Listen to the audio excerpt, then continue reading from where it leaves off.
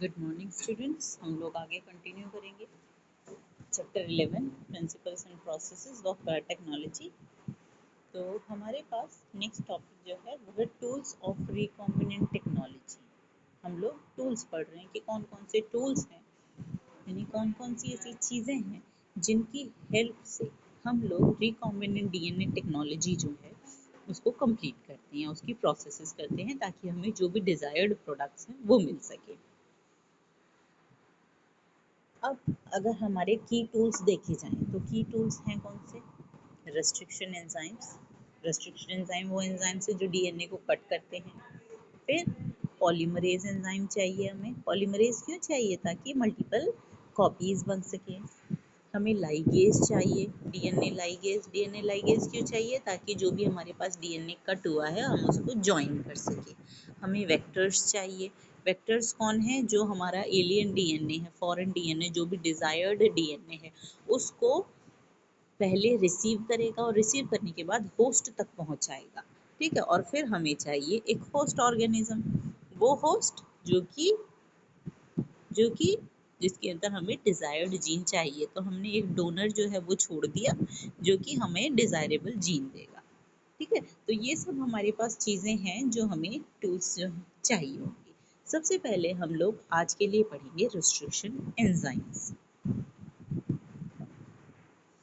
जो restriction enzyme है 1963 के अंदर फर्स्ट टाइम दो एंजाइम्स को आइसोलेट किया गया था जो कि रिस्पॉन्सिबल थे for restricting the growth of bacteriophage. यानी कि ये इकोलाई है। इकोलाई के अंदर यहाँ प्लाज्मिड है।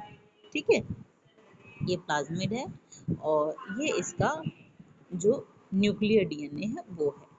देखा गया कि एक बैक्टीरियोफाज ऐसा होता है, ठीक है, इस तरीके का, जिसके कुछ इस तरीके से हम लोगों ने 6, 7, 8 लेग्स भी बनाए थे। अलग अलग टाइप के शेप्स के बैक्टीरियोफाज हो सकते हैं।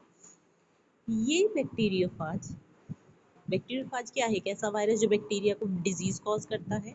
देखा गया कुछ इकोलाई जो थी इस बैक्टीरियोफाज के लिए रेजिस्टेंट थी। रेजिस्टेंट होने का मतलब ये इसको डिजीज कॉज नहीं कर पा रहा था।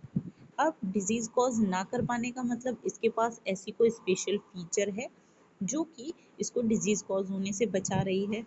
वो फीचर जो है वो उसके अंदर है, इसके मतलब उसके पास वो इंफॉर्मेशन है। इंफॉर्मेशन होने का मतलब उसके पास वो डीएनए है। डीएनए यानी उसके पास एक ऐसा जीन है जो कि बैक्टीरियोफाज की ग्रोथ को रेस्ट्रिक्ट करता है। ठीक है, या ऐसा कुछ है इसके पास जो रेस्ट्रिक्ट कर देता है कि नहीं, मुझे तुम्हें अपने अंदर ग्रोथ नहीं करने देनी। ठीक है, तो अब देखा गया ये क्या थे? ये दो कुछ ऐसे एंजाइम्स थे जो कि पहला तो मिथाइल एंड ग्रुप जो है, मिथाइल ग्रुप जो है उसको ऐड कर देता है डीएनए पे। और दूसरा ऐसा था एक एंजाइम जो कि डीएनए को कट कर रहा था। ठीक है, इसने क्या किया? पहला जो एंजाइम था उसने मिथाइल ग्रुप ऐड कर दिया डीएनए पे, दूसरे वाले ने डीएनए को कट कर दिया। यानी जैसे ही इसने अपना डीएनए इसके अंदर घुसाया, सपोज इसने अपना डीएनए इसके अंदर डाला, तो इसने फटाफट से क्या किया? इसके डीएनए को चप कर दो भाई, ये लो कट कर दिया। पीसेस में होने के बाद बेचारे बैक्टीरियोफाज का डीएनए या बैक्टीरियोफाज का आरएनए जो भी है, चाहे अगर ये रेट्रोवायरस है तो आरएनए होगा, तो इसका जो जेनेटिक मटेरियल है वो किसी काम का नहीं रहा। और काम का नहीं रहा तो इसका मतलब बैक्टीरिया जो है वो हमारा बच जाएगा, यानी इकोलाई को कोई डिजीज नहीं हो पाएगी। तो बाद में ये फाइंड आउट किया गया कि ये जो डीएनए को कट करने वाला है ये कुछ स्पेशल एंजाइम्स हैं जिनको कहा जाता है रिस्ट्रिक्शन एंडोन्यूक्लिएजेस। ठीक है, अब कहोगे मैडम अभी तक तो रिस्ट्रिक्शन एंजाइम पढ़ रहे थे और अब एकदम से रिस्ट्रिक्शन एंडोन्यूक्लिएज बोल दिया, क्यों कहा? तो ऐसा इसीलिए कहा कि जितने भी रिस्ट्रिक्शन एंजाइम्स हैं, एंजाइम्स ये होते हैं दो कैटेगरी के। एक होते हैं एंडो न्यूक्लियस और दूसरे होते हैं एक्सोन्यूक्लियस। ठीक है, न्यूक्लियस के अंदर या न्यूक्लियस के बाहर वाला कोई हिसाब नहीं है। ठीक, हाँ, अंदर और बाहर का कुछ तो हिसाब है। सपोज मेरे पास एक डीएनए है, दिस इज माय डीएनए, ठीक, ये इसके एंड्स हैं, ये इसके एंड्स हैं दोनों। अगर कोई रेस्ट्रिक्शन एंजाइम एंड्स पे कट करता है तो वो कहलाएगा रेस्ट्रिक्शन एक्सोन्यूक्लियस। एक्सो मतलब आउटसाइड, ठीक है, यानी कि जो एंड्स पे आउटर साइड पे कट कर रहा है डीएनए को, that would be called an exonuclease, ठीक है। अब इसका उल्टा देखो, एंडो मतलब इनसाइड, यानी कि अगर कोई रेस्ट्रिक्शन एंजाइम डीएनए को विद इन कट कर रहा है, बीच में से कट कर रहा है, तो वो क्या होगा, वो होगा एंडोन्यूक्लियस, ठीक है। तो एंडोन्यूक्लियस कौन से हैं, those enzymes which cut the DNA with in,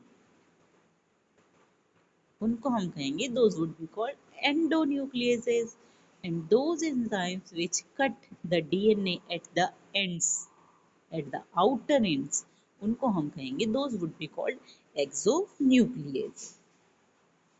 अब देखते हैं पहला एंडोन्यूक्लियस जो था वो कौन था।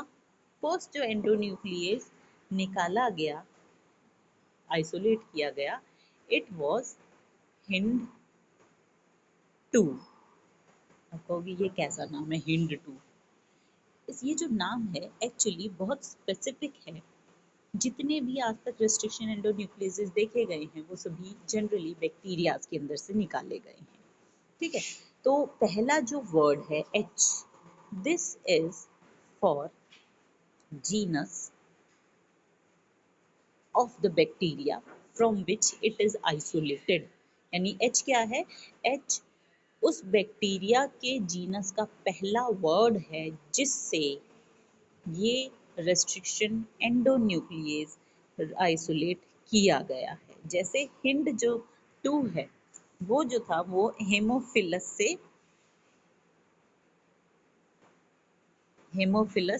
नाम के बैक्टीरिया, शायद एक सेकेंड,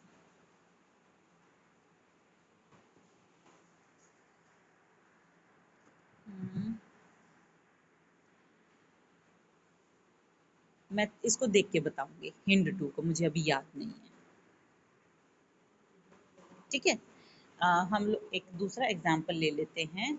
अच्छा पहले बस ये याद रख लेते हैं, हिंड 2 जो है वो फर्स्ट एंडोन्यूक्लियस था जो कि फाइंड आउट किया गया था। हिंड 2 जो है डीएनए को एक स्पेसिफिक सीक्वेंस पे काटता है जो कि 6 बेस पेयर्स की एक सीक्वेंस है, यानी ये आइडेंटिफाई करता है, क्योंकि हिंड 2 जितने भी हम लोग ले रहे हैं कि ये रेस्ट्रिक्शन एंडोन्यूक्लियस है, एंडोन्यूक्लियस का मतलब वो बीच में कट कर रहा है, और बीच में कट ऐसे ही थोड़ी कर देगा कि जहां मर्जी रैंडमली कट कर दिया। तो ये कुछ सीक्वेंसेस को फाइंड आउट करते हैं, पहचानते हैं, जिनको हम बोलते हैं रिकॉग्निशन सीक्वेंस। रिकॉग्नाइज करना होता है ना, पहचानना, तो रिकॉग्निशन सीक्वेंस बोला जाता है, ठीक है। रिकॉग्निशन सीक्वेंस कैसे है, जैसे हमारे पास ए टी टी जी ए सी, ये बन गई है एक 6 बेसिस की सीक्वेंस, और इसको ये पहचानेगा, ठीक है। मैं ये नहीं कह रही कि हिंट 2 जो है इसी को पहचानता है, मैं बता रही हूँ 1 2 3 4 5 6 बेस पेयर्स की ये सीक्वेंस हो गई जिसको ये आइडेंटिफाई करेगा, और जहां भी उसको ये सीक्वेंस मिल जाएगी उसको ये कट कर देगा। अभी तक लगभग 900 रेस्ट्रिक्शन एंजाइम्स जो हैं वो आइसोलेट किए जा चुके हैं, और सभी जो हैं लगभग 230 बैक्टीरिया से निकाले गए हैं, बैक्टीरिया के स्ट्रेन से निकाले गए हैं। स्ट्रेन क्या होता है, जैसे हम लोगों ने जो स्ट्रेप्टोकोकस था उसके स्ट्रेन देखे थे, आर स्ट्रेन होता है, एस स्ट्रेन होता है, हैं तो दोनों स्ट्रेप्टोकोकस ही, लेकिन दोनों में एक एक फीचर अलग है, तो हम उसके स्ट्रेन्स को नाम अलग अलग दे देते हैं। तो लगभग बैक्टीरिया के 230 स्ट्रेन्स में से 900 रेस्ट्रिक्शन एंडोन्यूक्लियसेस जो हैं वो अभी तक आइडेंटिफाई किए गए हैं। अब आ जाते हैं इसके नाम पे। मैं जो कह रही थी कि इसका नाम जो है वो कैसे रखा गया है, स्पेसिफिकली हम देखेंगे इको R1 के नाम से, ठीक है। इको R1 देखा जाए तो फर्स्ट वाला जो है, फर्स्ट वर्ड जो हम यूज करते हैं वो होता है first word of its genus, जैसे कि ई कोलाई यानी एस्चेरिचिया कोलाई, में से ये एंजाइम फर्स्ट टाइम आइसोलेट किया गया था। जीनस हुआ, सेकंड जो दो वर्ड्स हैं वो होंगे उसकी स्पीशीज के, यानी कि कोलाई के पहले दो वर्ड, ये कोलाई का, ये ई का, इको हो गया। आर जो है, आर इसका स्ट्रेन होता है।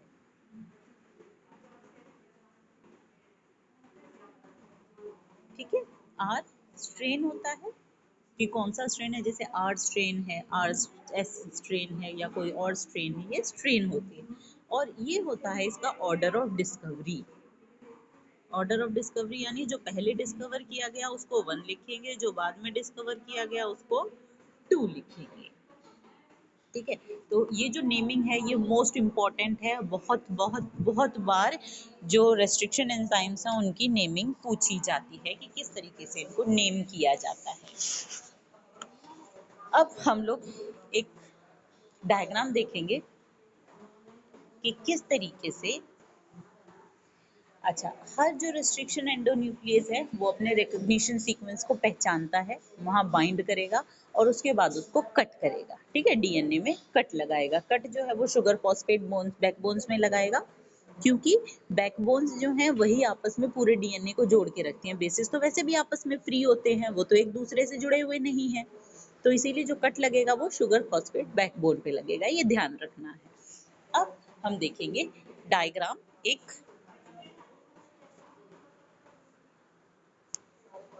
एनसीईआरटी का। एनसीईआरटी डायग्राम बहुत इंपॉर्टेंट डायग्राम है। Steps in formation of recombinant DNA by action of restriction endonuclease enzyme Eco R1.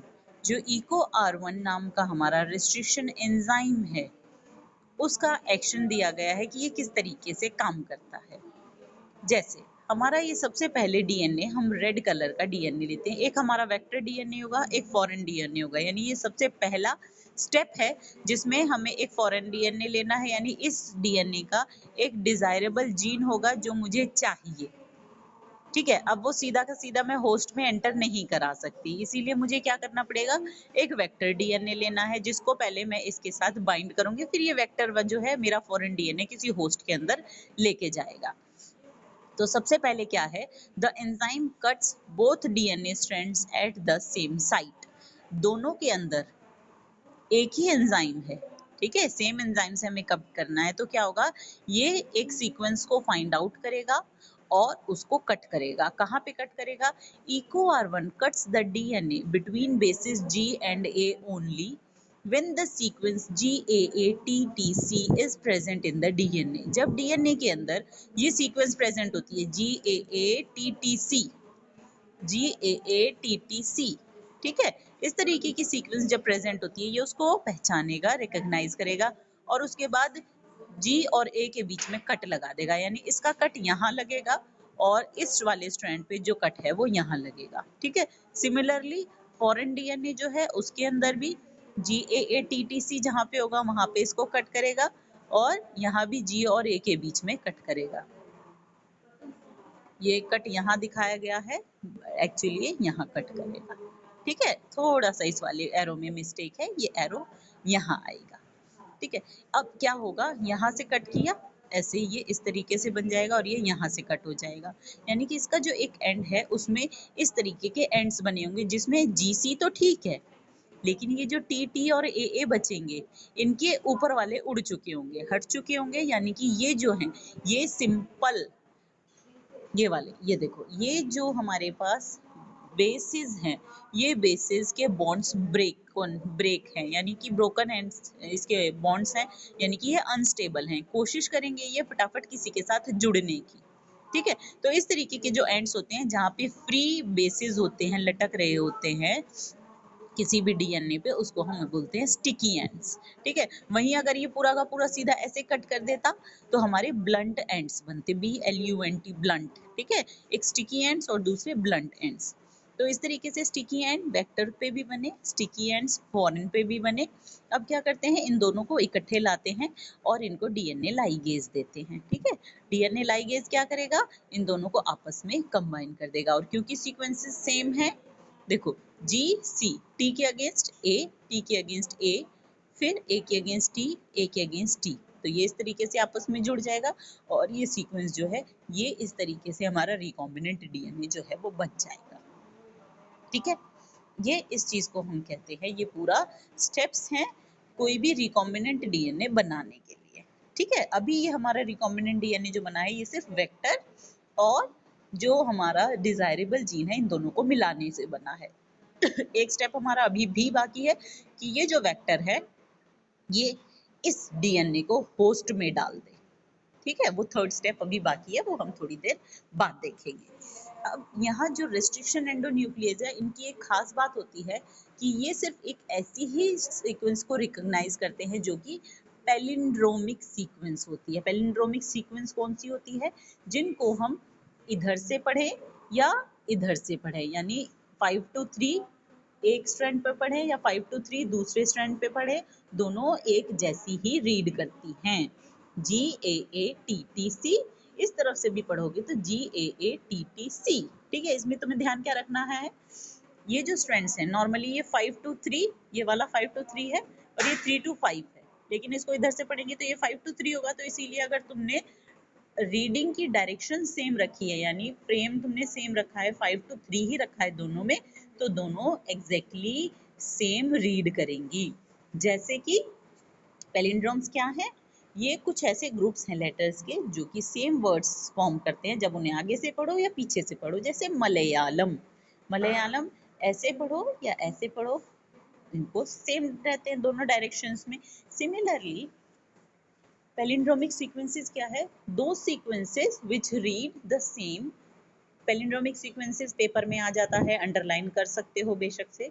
तो कौन सी है palindromic sequences? The sequences which read the same on the two strands of DNA when the direction of reading is kept same। ठीक है, 5 to 3 रखो या 3 to 5 रखो, direction एक ही रखनी है, 5 to 3 GAATTC, GAATTC। ठीक है, ये किसके लिए है? इको R1 के लिए, और ये GAATTC भी तुम्हें याद रखना है क्योंकि पेपर में बहुत बार इको R1 के लिए रिकॉग्निशन सीक्वेंस पूछ ली जाती है। ठीक है, स्टिकी एंड्स में तुम्हें बता चुकी हूँ कि स्टिकी एंड्स होते हैं जिसमें कि जो ये हैं बेसेस हैं वो अनपेयर्ड होते हैं, यानी इनके पास हाइड्रोजन बॉन्ड बनाने के लिए स्पेसेस होती हैं। अब हम देखते हैं कि वहां से जो हमारे पास बन गया, एक बार ये बन गया, फॉरेन डीएनए था, वेक्टर डीएनए था। वेक्टर हम लोग जनरली प्लाज्मिड्स को लेते हैं। प्लाज्मिड्स क्या है? सर्कुलर डीएनए है, एक्स्ट्रा क्रोमोसोमल, जो कि बैक्टीरियाज के अंदर प्रेजेंट होते हैं। दोनों को रेस्ट्रिक्शन एंजाइम से कट कराया, इसको भी कट कराया, इसको भी कट कराया। सपोज करो हम ये वाला पोर्शन है जो डिजायरेबल, ये हम चाहते हैं कि ये हम ट्रांसफर करना चाहते हैं, इसको हम इसके साथ रखते हैं और लाइगेज इन दोनों को ज्वाइन कर देता है। ज्वाइन करके रिकॉम्बिनेंट डीएनए मॉलिक्यूल बन गया। उसके बाद हमारा नेक्स्ट स्टेप होगा कि इसको हम लोग, जो हमारा होस्ट है यानी कि ई कोलाई है, हम उसके अंदर डालें। ठीक है, अब हमें उसके अंदर डालना है तो इस प्रोसेस को हम कहते हैं ट्रांसफॉर्मेशन।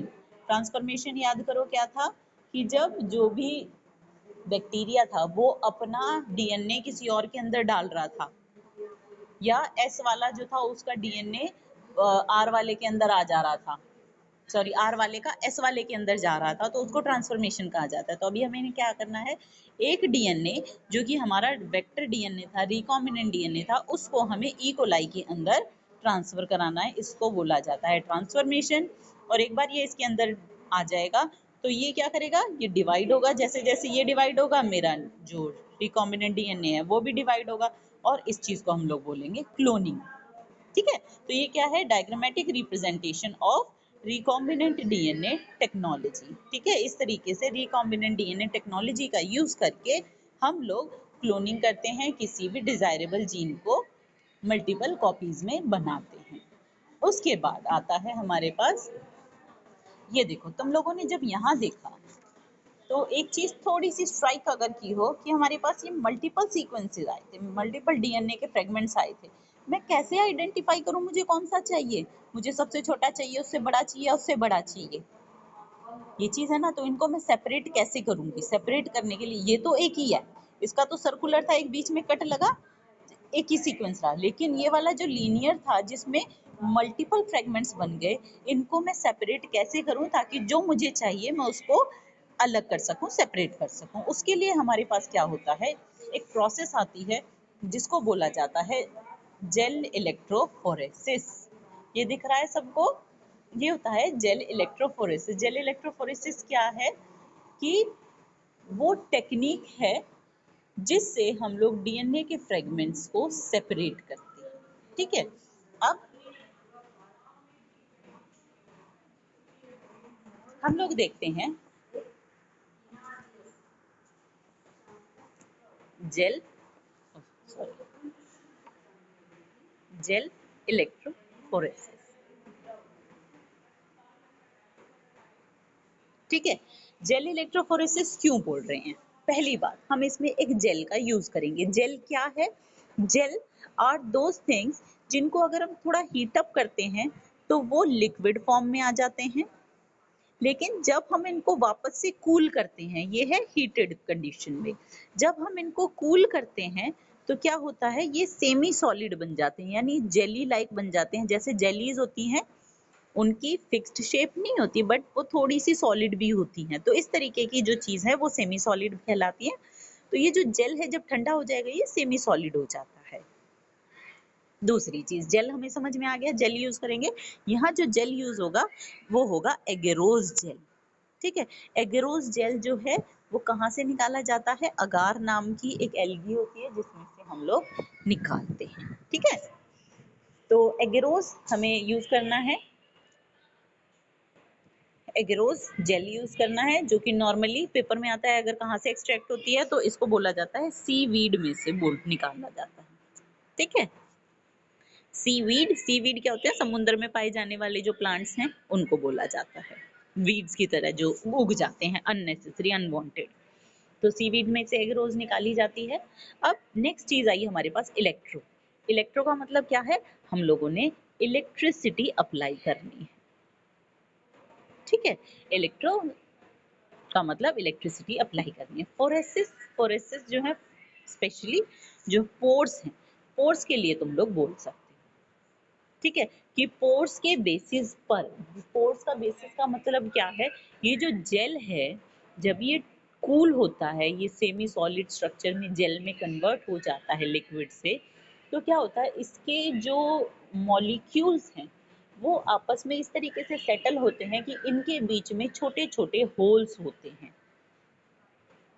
इस तरीके से आप जितनी ज्यादा जेल की कॉन्सेंट्रेशन लोगे उतना ही इनके बीच का स्पेस जो है वो घटता जाएगा। ज्यादा पार्टिकल्स लोगे तो इनके बीच का पोर साइज जो है वो छोटा हो जाएगा। ठीक है, जितनी ज्यादा कम कंसंट्रेशन लोगे एग्रोज जेल की, कि भाई तुमने पानी लिया, पानी में एग्रोज जेल लिया, उसमें अच्छे से उसको मिक्स कर दिया, मिक्स करके बॉईल कर दिया, हीट कर दिया, वो एक सोल्यूशन बन गया, फिर उसको ठंडा किया तो वो जेल बन गया। अब जब सेटल डाउन होंगे तो पानी के अंदर बीच बीच में कहीं कहीं ये जेल, ये जो एगरोज है इसके मॉलिक्यूल्स प्रेजेंट हैं, तो बीच बीच में जो खाली स्पेस है वो क्या है? पोर्स की तरह काम करेगा। यही पोर्स होंगे जिसमें से एक्चुअली डीएनए मूव करके जाएगा। किस तरीके से मूव करेगा वो अब हम देखते हैं। क्या होता है, हमारे पास एक ट्रे है, दिस इज अ ट्रे। ठीक, ये जो ट्रे है इसके दो एंड्स हैं, एक पॉजिटिव एंड है और एक नेगेटिव एंड है। ठीक है, क्योंकि हमने इलेक्ट्रिसिटी अप्लाई करनी है ना इसमें। अब इलेक्ट्रिसिटी अप्लाई करनी है तो हमें एक पॉजिटिव और एक नेगेटिव एंड रखना है। अब दोनों एंड्स का करना क्या है?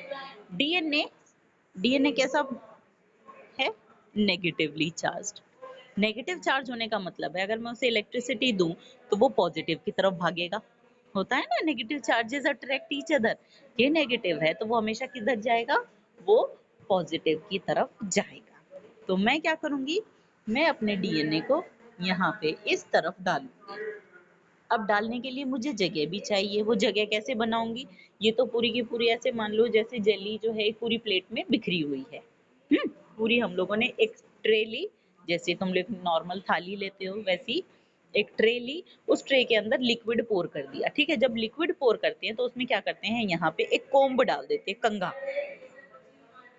ये ऐसे कंघा डाल देते हैं, ठीक है। ये इस तरीके से कंघा डाल दिया।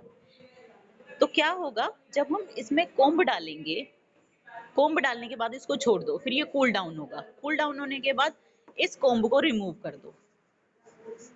ये लो, इसको हमने रिमूव कर दिया। तो क्या होगा, ये जगह जगह पे जहां जहां कोम्ब के जो टीथ थे वहां वहां पे खाली जगह बन जाएगी, गड्ढे गड्ढे से बन जाएंगे। जैसे होता है ना कि तुमने खीर या हलवा होता है उसके अंदर चम्मच डाल देते हो, तो जब उस चम्मच को ठंडा होने के बाद हटाते हो तो वहां पे वो गड्ढा बन जाता है। बिल्कुल वैसे ही जब ये कोम्ब हटाते हैं तो यहाँ पे छोटे छोटे गड्ढे बन जाते हैं, इनको हम बोलते हैं वेल्स। ठीक है, इनको हम वेल्स बोलते हैं। अब हम क्या करेंगे, हम इन वेल्स के अंदर अपना डीएनए डाल देंगे। ये जो नेगेटिवली चार्ज डीएनए है हम इसके अंदर डाल देते हैं। ठीक है, एक में डालो, तुम्हारे पास 2 सैंपल हैं तो 2 में डाल दो, 3 में डाल दो, जितने तुम्हारे पास सैंपल है उतने वेल्स के अंदर डाल देते हैं। अब क्या होगा, अब होगा ये कि हमारा जो डीएनए सैंपल था उसके अंदर, अगर मैं पिछला वाला एग्जांपल लेती हूँ तो उसके अंदर 3 डिफरेंट टाइप के फ्रेगमेंट्स थे। एक छोटा डीएनए, एक उससे बड़ा डीएनए और एक सबसे बड़ा डीएनए का फ्रेगमेंट था। साइजेस के हिसाब से फ्रेगमेंट्स थे ना अलग अलग। अब जब मैंने इसके अंदर डाला तो इसमें ये तीनों फ्रेगमेंट्स प्रेजेंट थे। मैंने इलेक्ट्रिसिटी ऑन कर दी। इलेक्ट्रिसिटी ऑन होते ही क्या होगा, ये डीएनए जो है ये रन करेगा, यहाँ से पॉजिटिव की तरफ रन करेगा। ठीक, लेकिन रनिंग करते टाइम क्या होगा, जो हैवीएस्ट है वो सबसे स्लो भागेगा, जो उससे कम है वो उससे तेज भागेगा, और जो सबसे छोटा है वो सबसे तेज भागेगा। ऐसा ही होगा। इसका मतलब जब ये फाइनल तक यहाँ पहुंच जाएगा, उस टाइम पे अगर मैं इलेक्ट्रिसिटी बंद कर दूं तो सबसे बड़ा वाला जो डीएनए है वो सबसे पीछे होगा, उससे छोटा डीएनए जो है वो यहीं पहुंचा होगा, और जो सबसे छोटा डीएनए है वो लगभग यहाँ पहुंच चुका होगा। ठीक है, समझ में आ रही हैं चीजें कि जो हमारे पास डीएनए के फ्रेगमेंट्स हैं वो अपने साइजेस के अकॉर्डिंग सेपरेट हो गए, अलग हो गए ना अब हमारे पास। तो यही हमारा प्रोसेस है। जेल इलेक्ट्रोफोरेसिस क्या है, the technique of separating the DNA fragments according to their size. ठीक, इसमें हम लोग क्या यूज कर रहे हैं, हम लोग इलेक्ट्रिसिटी का यूज कर रहे हैं। क्यों यूज कर रहे हैं, because we know DNA fragments are negatively charged molecule, so we can separate them by forcing them to move towards the anode, towards the positively charged या positive end under an electric field through a medium, through a media or matrix। ये है हमारा medium या matrix जो कि हम agarose को बनाते हैं। जो मैट्रिक्स यूज हो रहा है, मैट्रिक्स यानी कि जो मीडियम यूज हो रहा है वो एगरोज है, इसको हम सीवीड्स में से निकालते हैं। और अब ये जो डीएनए फ्रेगमेंट्स जो हैं वो सीविंग इफेक्ट से, सीविंग इफेक्ट क्या है, जैसे छलनी होती है जिसका जितना बड़ा पोर साइज वो उसमें से उतना बड़ा जो चीज है वो आगे जाती है, जितना छोटा होगा। ठीक है, तो छलनी वाले इफेक्ट से, जैसे चाय पत्ती छानते हैं जो उससे बड़ा साइज है वो वहीं रुक जाता है, वो धीरे धीरे जाता है। तो उस तरीके से सीविंग इफेक्ट की वजह से ये जो एगरोस जेल प्रोवाइड करता है, सीविंग इफेक्ट कौन प्रोवाइड कर रहा है, एगरोस जेल। अब ये अपने साइज के अकॉर्डिंग सेपरेट हो जाते हैं। जितना स्मॉलर है वो उतना ही दूर जाएगा, जो जितना बड़ा है वो उतना ही नियर रहेगा। अच्छा, अब ये हमने इतना कर लिया, यहाँ तक फाइनल होने के बाद हम लोगों ने इलेक्ट्रिसिटी स्टॉप कर दी। लेकिन ये जो डीएनए हैं, फ्रेगमेंट्स हैं, ये हमें ऐसे नहीं दिखाई देंगे, क्योंकि जो डीएनए है वो ट्रांसपेरेंट होता है, वो हमें ऐसे नहीं दिखाई देगा। तो हमें क्या करना पड़ेगा, we have to do 1-2 more steps. सबसे पहले हमें करना पड़ेगा इसको स्टेन, डीएनए स्टेनिंग करनी पड़ेगी। ठीक है, डीएनए को स्टेन हम किससे करते हैं, एथिडियम ब्रोमाइड 9 की डाई से हम इसको स्टेन करते हैं। ठीक है, एथिडियम ब्रोमाइड याद रखना है। ये जो एथिडियम ब्रोमाइड है, जहां जहां डीएनए होगा सिर्फ वहां पे बाइंड करेगा, बाकी जगह से ये हट जाएगा। ठीक है, उसके बाद ये कर दिया, फिर हम क्या करेंगे, यूवी एक्सपोजर करेंगे। यूवी एक्सपोजर का मतलब हम इस जेल को कहाँ रखेंगे, अल्ट्रा वायलेट रेडिएशन के अंदर रखेंगे, और फिर तुम्हें कैसी पिक्चर दिखाई देगी, जैसी तुम्हारी ये एक्चुअल में बुक में दिखाई दे रही है।